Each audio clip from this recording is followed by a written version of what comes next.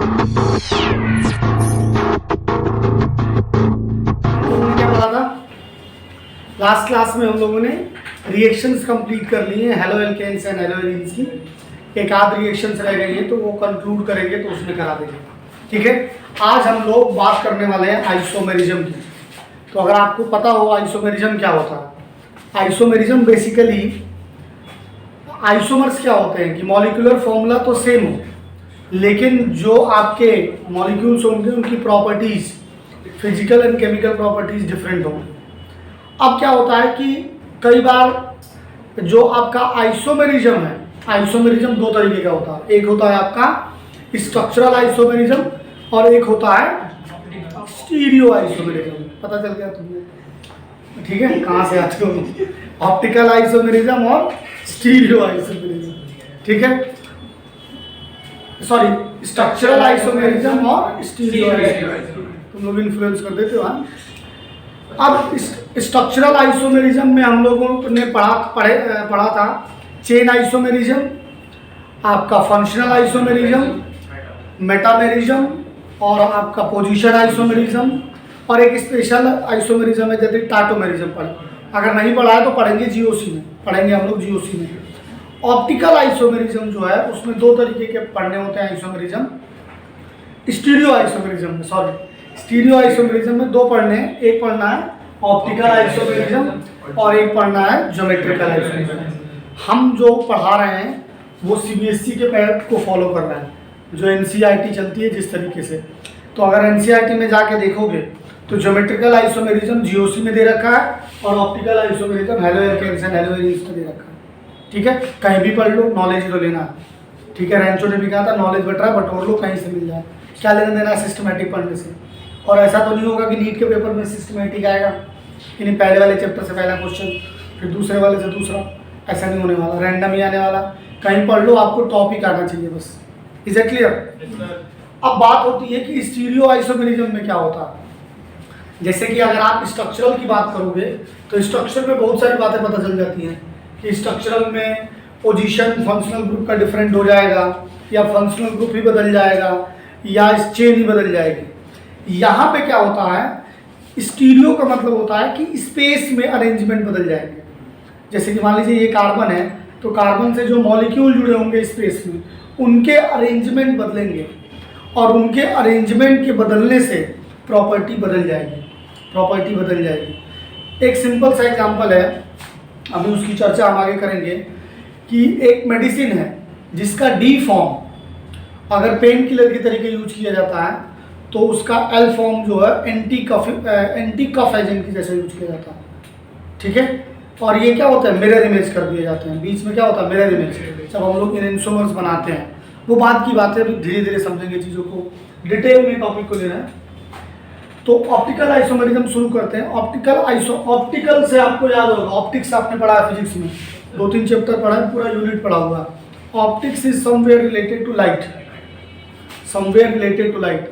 अगर एक बल्ब से निकलने वाली लाइट, देखा होगा तुम लोग क्लब में जाते रहते हो घूमने उमने, ठीक है, तो जो नीचे ऐसे बल्ब लटके होते हैं, थोड़ा सा फैंसी सा माहौल होता है ना माहौल बनाने के लिए, तो उन बल्ब के हर एक डायरेक्शन में मॉलिक्यूल के वाइब्रेशन होते हैं, हर एक डायरेक्शन में, ईच डायरेक्शन में। It just like a corona virus. Corona virus का जो शेप था और वो डॉट डॉट बाहर निकले हुए थे, तो ये होता है आपका अनपोलराइज लाइट। ये क्या है आपका अनपोलराइज लाइट।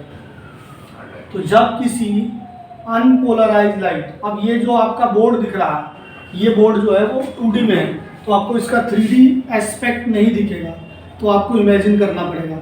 ये हैरी पॉटर वाला बोर्ड नहीं है 3D वाला, ये हमारा अनपोलराइज लाइट, ये हमारा अनपोलराइज लाइट, ठीक है। अनपोलराइज लाइट को अगर हम लोग पास कर देते हैं किससे, निकोल प्रिज्म से। निकोल प्रिज्म फिजिक्स में आप लोग नहीं पढ़े होंगे ये टॉपिक, क्योंकि आप लोग कोविड वाले बैच के हैं, तो उसमें सिलेबस से हट गया था, आपके साथ खेला होता रहा, ठीक है। निकोल प्रिज्म एक डिवाइस है जो लाइट के एक पर्टिकुलर वाइब्रेशन को आगे बढ़ने देती है और बाकी वाइब्रेशन को क्या कर देती है, ब्लॉक कर देती है। क्या समझ में आया? इतनी समझने में आया कि जैसे तुमने वो देखी हो मिर्ज़ापुर देखी है तुमने? तो मिर्ज़ापुर में जो मिर्ज़ापुर सीजन 2 में जो विलन है, छोटा वाला विलन है, ठीक है, देखा होगा तुमने? तो उस दद्दा भाऊ तो दद्दा भाऊ ने अपना जो घर बनवाया है वो क्या किया है, वो क्योंकि उनकी हाइट छोटी है तो उन्होंने दरवाज़ा छोटा कर रखा है। अब बोल दिया या तो झोंकोगे तो ही आओगे, और छोटी सी चेयर लगा दी। तो उनका जो घर है उसके अंदर जो आपका दरवाज़ा लगा हुआ, उससे एक पर्टिकुलर हाइट के लोग ही आ सकते हैं बिना झुके, अदरवाइज बाकी वो क्या कर दिया जाएगा, ब्लॉक कर दिया जाएगा।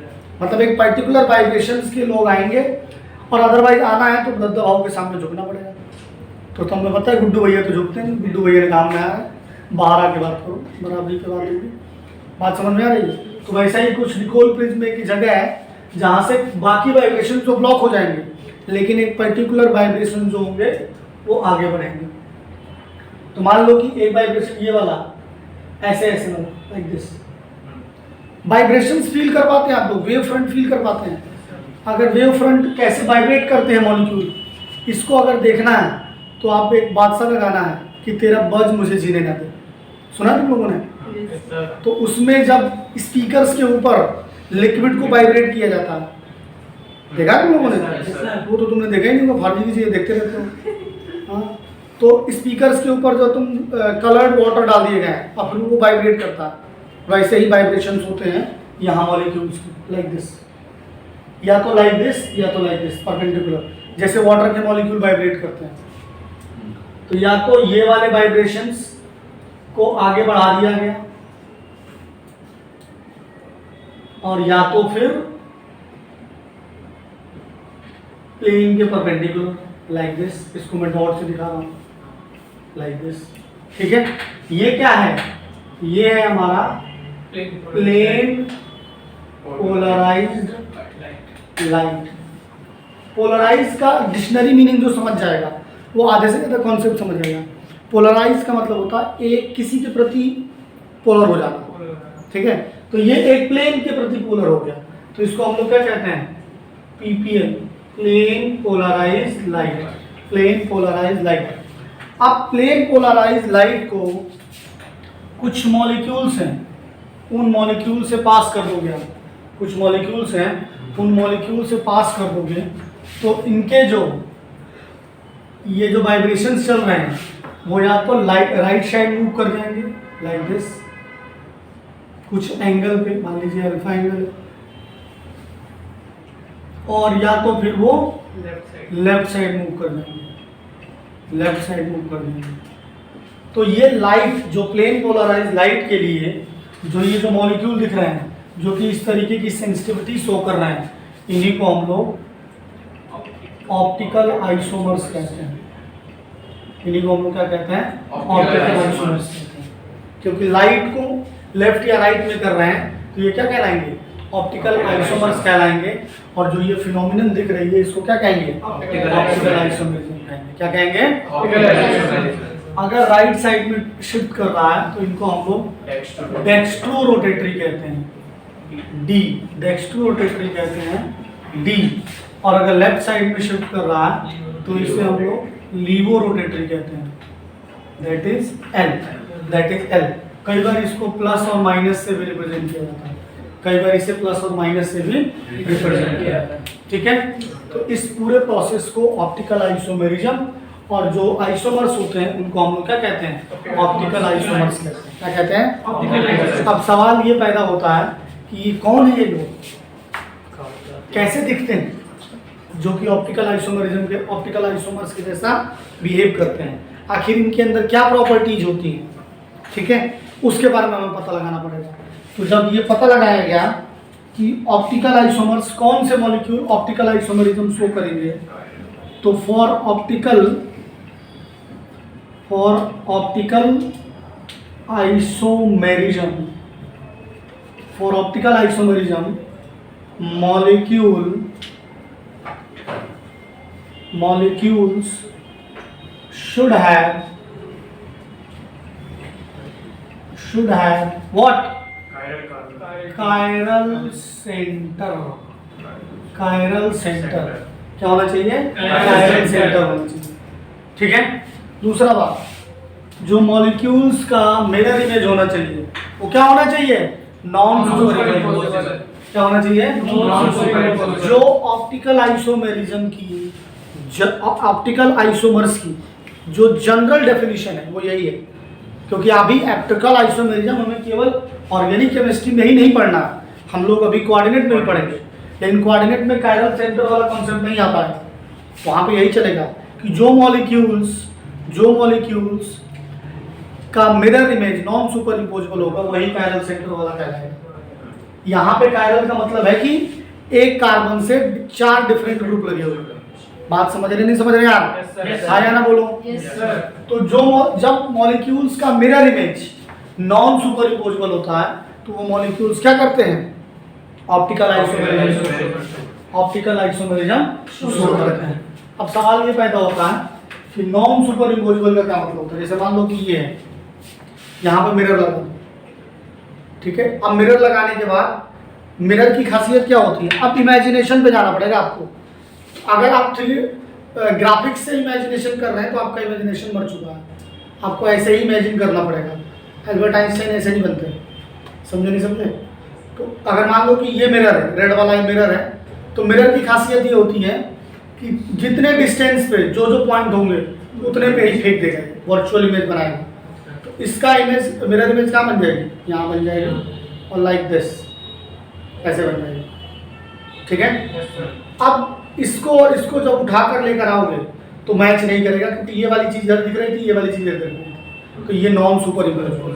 ये क्या है? Non super imposable. ये बिल्कुल वैसा ही है जैसे ये हाथ एक दूसरे के मिरर इमेज है कि नहीं? बीच में मिरर इमेजिन करो।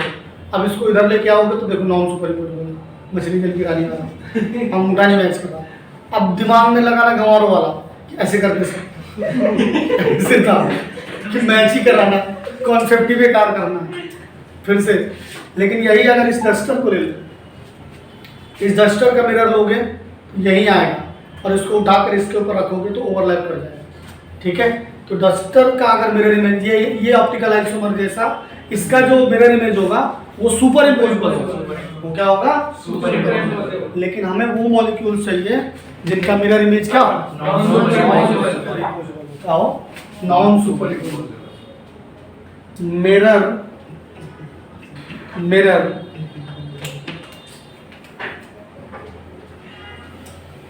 images of molecules, इस पे हम मस्ट लगा सकते हैं, must mirror images of molecule should be non super imposable.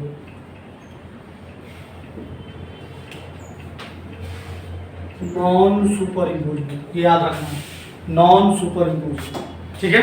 तो आइसोमेरिज्म के लिए हमारा जो मॉलिक्यूल है उसके पास क्या होना चाहिए? कायरल सेंटर होना चाहिए। क्या होना चाहिए? कायरल सेंटर होना चाहिए, या कायरल कार्बन होना चाहिए। तो आखिर समझते हैं कि कायरल कार्बन क्या होता है। कायरल, या इसी को बोलते हैं असिमेट्रिकल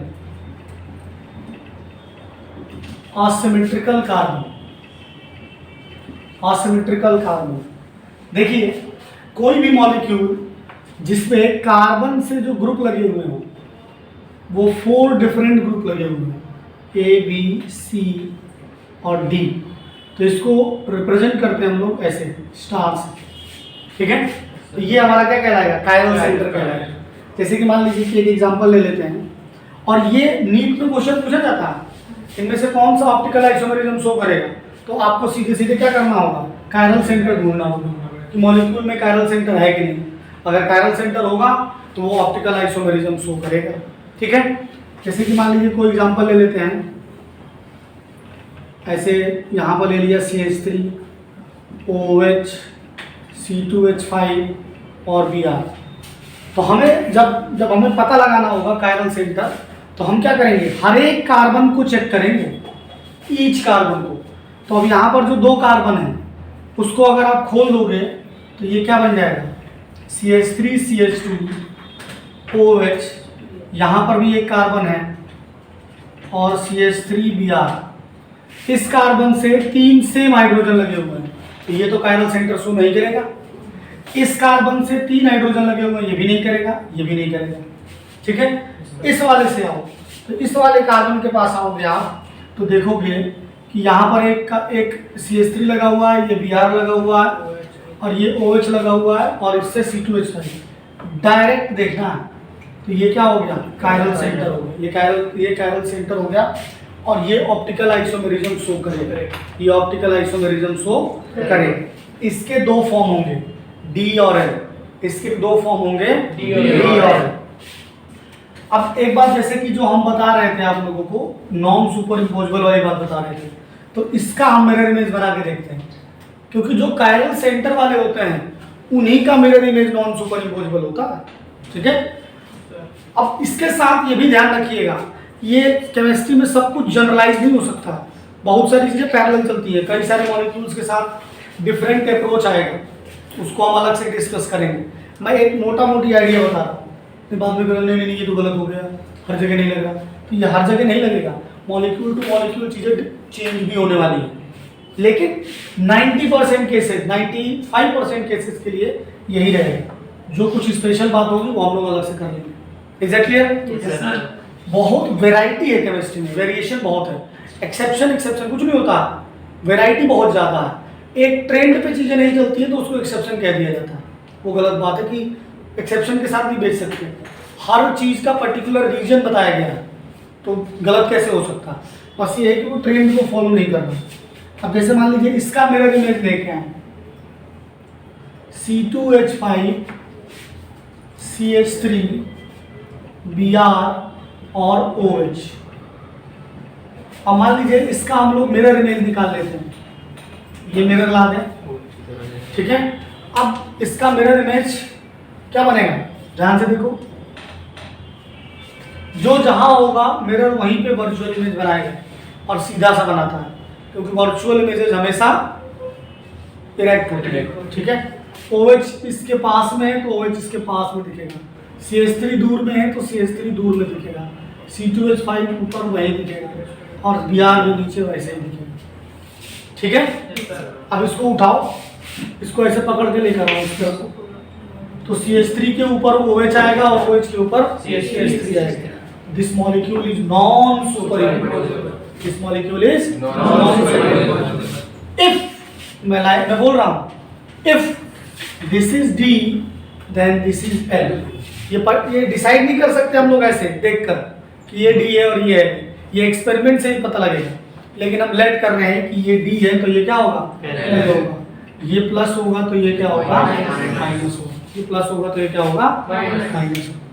ठीक है, ये इसकी प्रॉपर्टी अलग होगी तो इसकी प्रॉपर्टी क्या होगी, अलग होगी, इसकी प्रॉपर्टी क्या होगी, अलग होगी। ठीक है, तो ये प्लस माइनस कैसे डिसाइड होता है? प्लस और माइनस भी एक्सपेरिमेंट से ही डिसाइड होगा, प्लस और माइनस भी। प्लस का मतलब D को ही बोला जा रहा है प्लस, और जो रेफरेंस पॉइंट है उसके रिस्पेक्ट में चीजें करी जा रही है। ठीक है, तो D को ही प्लस बोला जा रहा और L को ही माइनस बोला जा रहा, और ये सारी बातें पता चलेंगी एक्सपेरिमेंट से। ऑप्टिकली वो कराना पड़ेगा कितने डिग्री, पोलराइजर यूज किए जाते हैं, प्रॉपर उसके फॉर्मूला है, सब उस तरीके से निकाला जाता है। ठीक है, देखिए कुछ मॉलिक्यूल हम लोग देखते हैं और पता करने की कोशिश करते हैं कि इसके अंदर कायरल सेंटर है कि नहीं। अब जैसे कि ये डार्क और वेज स्ट्रक्चर है, अगर आपको याद हो 11th में आपने पढ़ा होगा, इस डार्क का मतलब होता है outside the plane towards the observer, जहाँ से हम देख रहे हैं हमारे साइड होगा, और डैश का मतलब होता है inside the plane away from the observer. इस वाले कार्बन को अगर आप देखोगे तो ये ग्रुप अलग है, ये ग्रुप अलग है, ये ग्रुप अलग है, ये अलग है, तो ये कायरल सेंटर है, तो ये कायरल मॉलिक्यूल है। इस वाले को अगर देखोगे तो इसमें 2 Br जो है वो सेम है, तो ये क्या है, ये अकायरल है, ये क्या है, अकायरल है। इसमें जाकर देखोगे तो ये अलग है, ये अलग है, ये अलग है, और ये पूरा अलग है, तो ये भी क्या है, कायरल मॉलिक्यूल है, ये भी क्या है, कायरल मॉलिक्यूल है। इसमें आ जाइए तो इस कार्बन के पास तीनों के तीनों हाइड्रोजन है, तो ये कार्बन कायरल नहीं है। यहाँ पर 2 हाइड्रोजन है, आपको अगर दिख रहे हो तो यहाँ पर 2 हाइड्रोजन है, तो ये भी कायरल नहीं है। इस पे आकर देखेंगे तो ये और ये पूरा अलग है, ये पूरा सेम है और ये भी पूरा सेम है, ठीक है। तो ये क्या है, ये भी कायरल नहीं है, ये कायरल है और कायरल है, ठीक है। अब इस पे आ जाते हैं, तो इसमें देखो CH3 अलग है, Br अलग है, C2H5 अलग है, हाइड्रोजन अलग है, ये कायरल है। ये क्या है, कायरल है। इसमें देखो तो इसमें सारे किसके पास 3 हाइड्रोजन, 2 हाइड्रोजन, 2 तो इसमें कहीं भी कोई भी ऐसा कार्बन नहीं है जिसके पास चारों के चारों ग्रुप क्या हो, डिफरेंट हो। तो ये भी क्या है, अकायरल है। ये भी क्या है, अकायरल है, ठीक है। नेक्स्ट टॉपिक जो हम लोग को पढ़ना है वो पढ़ना है एनेंशियोमर्स। एनेंशियोमर्स क्या होते हैं? एनेंशियोमर्स वो मॉलिक्यूल्स हैं जिनका mirror images non super imposable होता है। जिनका मिरर इमेजेस क्या होते हैं, नॉन सुपर इम्पोजेबल होता है। इनकी फिजिकल प्रॉपर्टीज जैसे कि रिफ्रैक्टिव इंडेक्स हो गया, मेल्टिंग पॉइंट हो गया, बॉइलिंग पॉइंट हो गया, ये सब सेम होगा। रेसिस्टेंस हो गया, फिजिकल प्रॉपर्टीज तो सेम होगी, लेकिन ऑप्टिकल रोटेशन जो करेंगे वो डिफरेंट करेंगे। अगर एक डेक्स्ट्रो रोटेटरी करेगा तो दूसरा वाला लीवो रोटेटरी करेगा। दूसरा वाला क्या करेगा, लीवो रोटेटरी। एनेंशियोमर्स वो मॉलिक्यूल होंगे और those molecules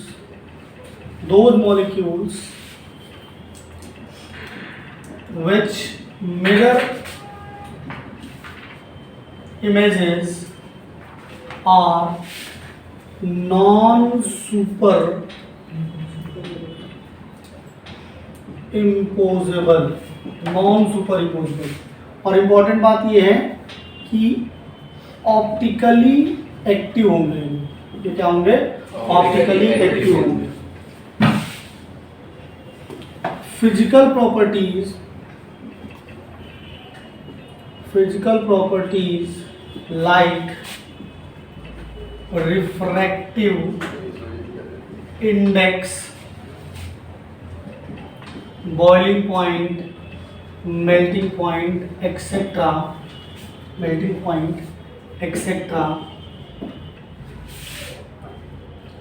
are same but optical rotation is different। इनका ऑप्टिकल रोटेशन क्या होगा, डिफरेंट होगा। जैसे कि कोई मॉलिक्यूल ले लेते हैं CHO OH H और C2OH। इसका जब हम लोग मिरर इमेज ले लेंगे, सबसे पहले तो आपको कायरल होना चाहिए। देखो ये वाला कार्बन क्या है, कायरल। ये वाला कार्बन क्या है, कायरल है। तो इसका मिरर इमेज जो बनेगा वो ये बनेगा CHO OH CH2OH H। तो आप इसका देखो, इसको जब उठाकर यहाँ लेकर आओगे तो H के ऊपर OH आएगा, H के ऊपर क्या आएगा, OH आएगा। तो ये आपका क्या होगा, नॉन सुपर इम्पोजेबल। अगर ये हमारा D होगा तो ये क्या होगा, L होगा। या ये कहें कि अगर ये प्लस होगा तो ये क्या होगा, माइनस होगा। ये अगर डेक्स्ट्रो रोटेटरी होगा तो ये क्या होगा, लीवो रोटेटरी। ठीक है। देखिए हम लोगों को एनेंशियोमर्स से रिलेटेड एक और बात पढ़नी है, और वो पढ़नी है क्या, रेसिमिक मिक्सचर या रेसिमिक मॉडिफिकेशन, या ये कहें रेसमराइजेशन। देखिए क्या होता है, रेसिमिक मिक्सचर 2 एनेंशियोमर्स का, सबसे पहले 2 एनेंशियोमर्स का ऐसा मिक्सचर है जिसमें दोनों एनेंशियोमर्स इक्वल प्रोपोर्शन में हो, 1:1 में हो, या 50% के रेशियो में हो। तो जो रेसिमिक मिक्सचर होता है वो ऑप्टिकल एक्टिविटी शो नहीं करता, ये ऑप्टिकली क्या हो जाता है, इनएक्टिव हो जाता है। ऑप्टिकली क्या हो जाता है, इनएक्टिव। यानी कहने का मतलब ये है कि मान लीजिए कि ये कोई रेसिमिक मिक्सचर है, ये हमारा रेसिमिक मिक्सचर, अगर इसके अंदर से आप प्लेन पोलराइज लाइट को पास करते हो, दिस इज PPL, तो जैसा भेजोगे वैसा ही निकल जाएगा, कोई ऑप्टिकल रोटेशन नहीं होगा, कोई ऑप्टिकल रोटेशन नहीं होगा। तो बेसिकली रेसमिक मिक्सचर क्या है? a mixture having two enantiomers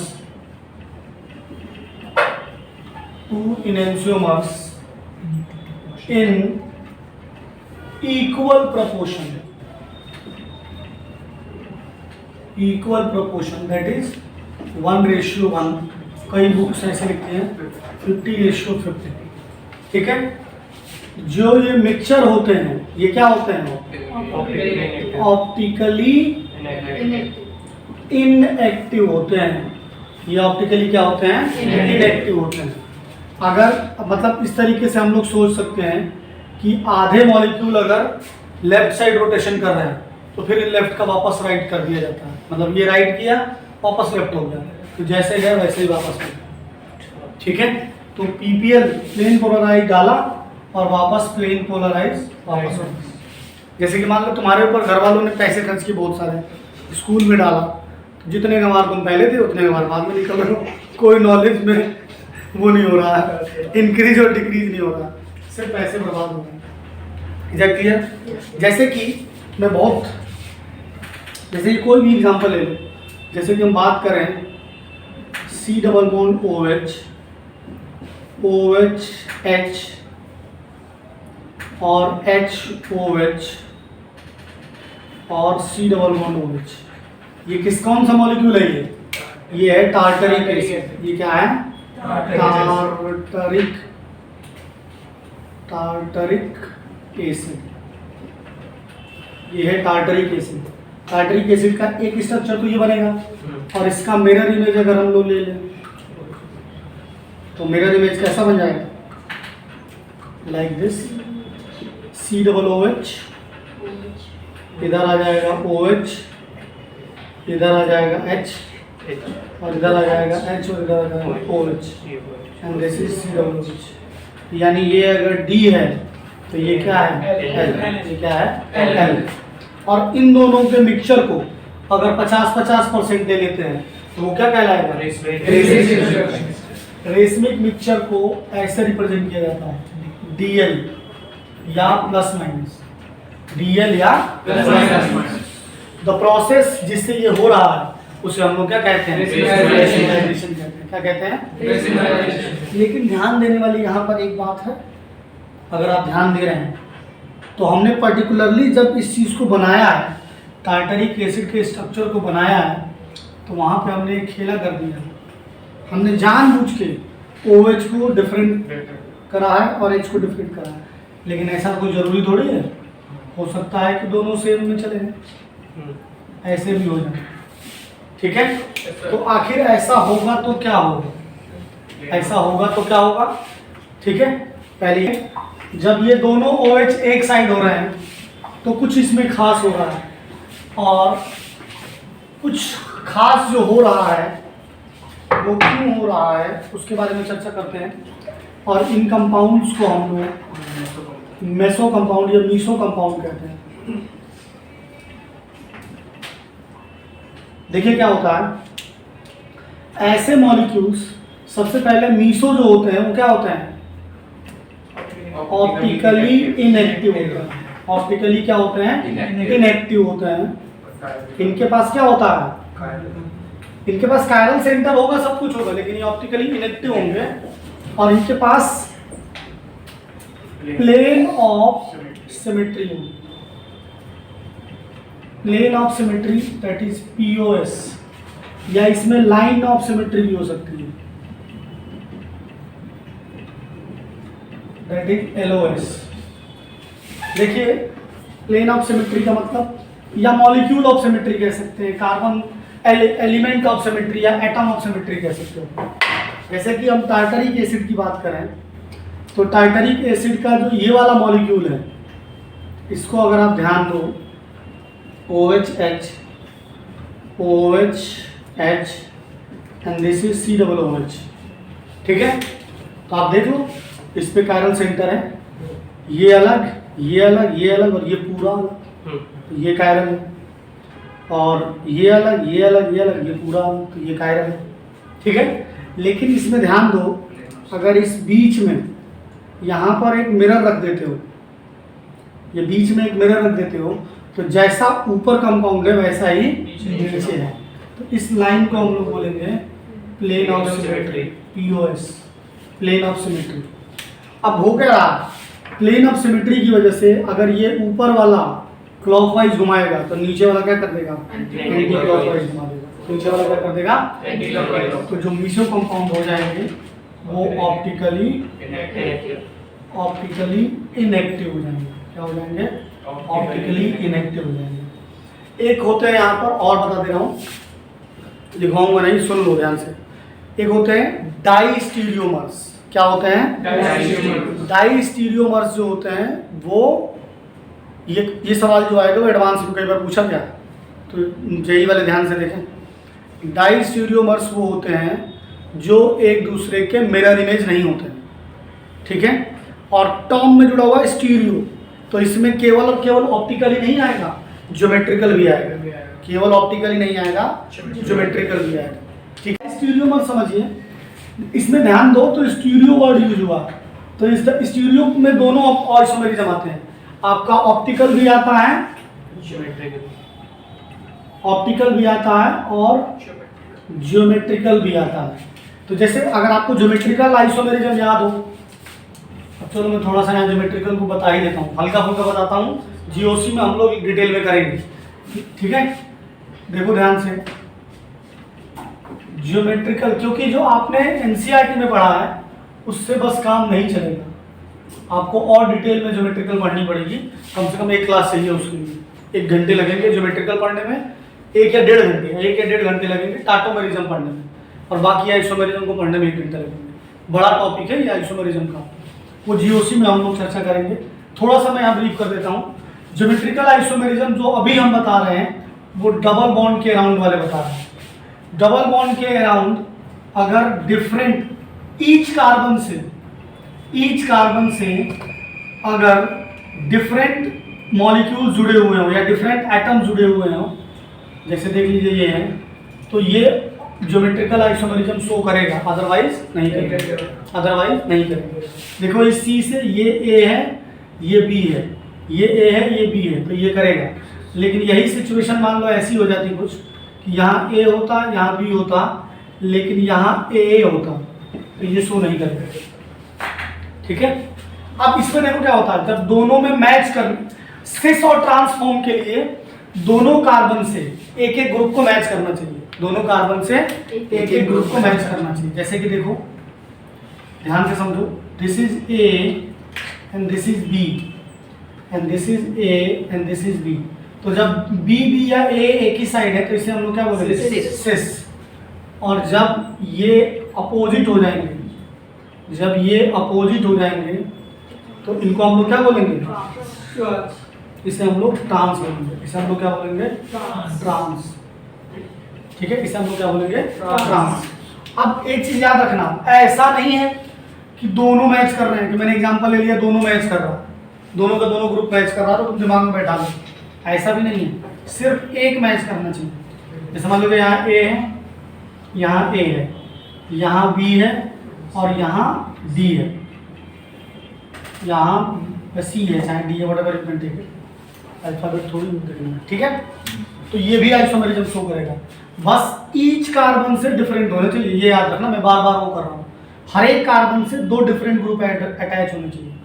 अब इसमें देखो, जब दोनों मैच कर रहे हैं, एक साइड है तो दिस इज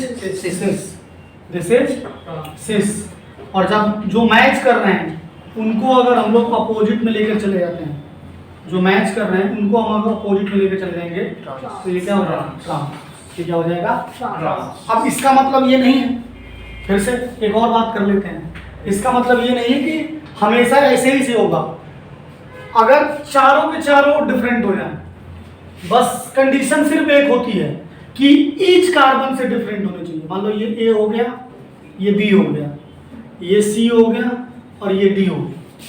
ठीक है, अब देखो इससे भी दोनों के दोनों ग्रुप डिफरेंट है, इससे भी दोनों के दोनों डिफरेंट है। Is that clear? लेकिन दोनों से मैच नहीं कर रहा, दोनों से मैच नहीं कर रहा। इसका मतलब ये नहीं है कि ये ज्योमेट्रिकल आइसोमेरिज्म शो नहीं करेगा, ये भी ज्योमेट्रिकल आइसोमेरिज्म शो करेगा। और यहाँ पर कौन से फॉर्म होंगे? ईजेड फॉर्म होंगे। यहाँ कौन से फॉर्म होंगे? EEZ form. ईजेड फॉर्म की चर्चा हम लोग जीओसी में करेंगे। मैंने कहा था थोड़ा सा बताऊंगा, ब्रीफ कर रहा हूँ, ठीक है। ईजेड की चर्चा हम लोग जीओसी में अच्छे से करेंगे, बहुत ही सिंपल सा कॉन्सेप्ट है, ठीक है। तो यहाँ आ जाओ, डायस्टीरियोमर्स जो होते हैं वो होते हैं जो एक दूसरे के मिरर इमेज नहीं होते, जो एक दूसरे के मिरर इमेज नहीं है, not mirror images to each other, ये याद रखिएगा आप लोग। अब इसमें आपका ऐसा नहीं होगा कि केवल ऑप्टिकल के ही होंगे, जैसे कि अभी मैंने आपको इससे प्रीवियस एग्जांपल बताया था टार्टरिक एसिड का, COOH OH H OH, sorry यहाँ H आएगा और इधर OH आ जाएगा, इधर आपका COOH आएगा। इसका मिरर इमेज है OH H H OH और C डबल बॉन्ड OH। तो देखो ये दोनों एक दूसरे के क्या है? मिरर इमेज है। लेकिन जो मीसो वाला कंपाउंड था, अगर आप ध्यान दोगे, जो आपका मीसो वाला कंपाउंड था, तो मीसो वाला कंपाउंड जो था ना वो मिरर इमेज नहीं था, H H और COOH। If this is first, this is second and this is third, तो देखो फर्स्ट एंड सेकेंड एक दूसरे के क्या होंगे? एनेंशियोमर्स होंगे। क्या होंगे? एनेंशियोमर्स। लेकिन फर्स्ट एंड थर्ड, पहला और तीसरा, और सेकंड और तीसरा, एंड सेकंड और थर्ड, क्योंकि इसका मिरर इमेज ये नहीं है, इसका मिरर इमेज ये नहीं है, तो जो फर्स्ट और थर्ड होंगे और सेकंड और थर्ड होंगे वो एक दूसरे को क्या होंगे? डायस्टीरियोमर्स होंगे। क्या होंगे? डायस्टीरियोमर्स। ये एडवांस में पूछा गया है। अब ध्यान देना, ज्योमेट्रिकल के भी जब आप मिरर इमेज निकालोगे, ज्योमेट्रिकल के भी जब आप मिरर इमेज निकालोगे ज्योमेट्रिकल मॉलिक्यूल्स के, तो ये भी एक दूसरे के डायस्टीरियोमर्स होते हैं, क्योंकि मिरर इमेज इनका मैच नहीं करेगा। खास करके सिस वाले का तो मैच थोड़ा बहुत कर सकता है, ट्रांस वाले का कभी नहीं करेगा, ट्रांस वाले का कभी नहीं करेगा, ठीक है, ट्रांस वाले का कभी नहीं करेगा। बोर्ड पे जगह नहीं है तो मैं ले नहीं रहा हूँ। आपको जब एडवांस में सवाल आएगा, मल्टीपल MCQ जो होते हैं, मल्टीपल आंसर्स होते हैं, या जेई में, नीट में भी पुराने ज़माने में डायस्टीरियोमर्स पे सवाल आता था। अब थोड़ा सा क्या किया गया कि नीट के पेपर को आसान कर दिया गया, यही तो प्रॉब्लम कर दिया है कि कट ऑफ इतनी आई जा रही है, और बाकी फैसिलिटीज भी इजीली अवेलेबल हो गई है बच्चों को, और इसलिए जो है वो ज़्यादा कर ले रहे हैं। लेकिन एक बहुत बड़ा रीज़न ये भी है कि नीट के पेपर का लेवल डाउन हो रहा है, पहले से डाउन हो रहा है धीरे धीरे, वो गलत है, उसको थोड़ा बढ़ाना चाहिए जिससे कि थोड़ा सा कंपटीशन तो उतना ही रहेगा, लेकिन कट ऑफ ऐसा ना चला जाए। जो 720 वाली जो बात होती है वो एग्ज़ाम के ऊपर सवाल कर रही है कि बच्चों के 10 बच्चों के 720 नंबर आ रहे हैं, ये बहुत बड़ी बात है। तो 720 नहीं आए, कंपटीशन रहे कि 600 650 वाला या 700 वाला टॉप करे, लेकिन उतना नहीं कि 720 ला रहे हैं सारे के सारे। 600 650 के आसपास बहुत सारे लोग होंगे, वो तो होंगे ही होंगे, क्योंकि बच्चे तो पढ़ाई कर ही रहे हैं। ये भी एक सत्य है कि आजकल बच्चे ज़्यादा पढ़ रहे हैं। खुद जो शुरुआत के 1 लाख बच्चे हैं जो कंपटीशन में ज़्यादा रहते हैं, वो बहुत अच्छे से तैयारी कर रहे हैं, लेकिन किसी भी तरीके करके हमें कट ऑफ को डाउन करना पड़ेगा। तो जेई मेंस ने करने की कोशिश करी है, जब कल्पित वीरवाल के 360 में 360 आ गए थे, तो अगले साल उसको पेपर को लेवल बढ़ाया गया। और जेई मेंस की अगर आप पेपर को देखोगे तो धीरे धीरे लेवल बढ़ता जा रहा। पहले केमिस्ट्री में ऑर्गेनिक केमिस्ट्री बिल्कुल सिंपल आती थी, स्टूडियो पे सवाल ही नहीं आता था पहले, अब स्टूडियो में बहुत सारे सवाल देने लगे। ऑर्गेनिक केमिस्ट्री बहुत ज़्यादा से ज़्यादा आती थी एडवांस मेंस में, तो रीअरेंजमेंट दे देते थे बस, इसके अलावा कुछ नहीं आता था। लेकिन अब वो कुछ भी दे रहे हैं, मिक्स क्लब कर दिए जा रहे हैं ग्रुप को, कीमो सेलेक्टिविटी पे भी बातचीत हो रही है। तो ये चीज़ शायद नीट में भी आगे चल के होगा, और इस बार शायद सुना है कि नीट वो भी जाने वाला है, ऑनलाइन शायद जा सकता है, शायद जा सकता है। लेकिन नीट को ऑनलाइन ले जाना इतना आसान नहीं होगा। नीट में बहुत लोग बैठते हैं, 22 लाख पिछले साल बैठे थे, 22 लाख कंप्यूटर अरेंज करने पड़ेंगे, क्योंकि एक दिन में ये कराना है तो 22 लाख कंप्यूटर चाहिए, या तो फिर स्लॉट में चला जाएगा, और स्लॉट में जाएगा तो फिर वही जेईई मेंस वाली कहानी आ जाएगी कि पेपर एक दिन टफ आएगा, एक दिन आसान आएगा, फिर नॉर्मलाइजेशन आएगा। ठीक है, बहरहाल ये सब बातें होती रहेंगी। आप लोग इसका भी मिरर इमेज वाला कॉन्सेप्ट कर लीजिएगा। जब कभी भी डाइस टू यूनिवर्स पे क्वेश्चन आए तो आप ज्योमेट्रिकल वाले फॉर्म को भी ध्यान दीजिएगा, ऐसा नहीं कि केवल ऑप्टिकल पे भी ध्यान दे रहे हैं। ठीक है, इस चैप्टर में बस अब फिजिकल प्रॉपर्टीज रह गई है, वो कल कर लेंगे। ठीक, आज के लिए इतना ही, गुड नाइट, जय हिंद।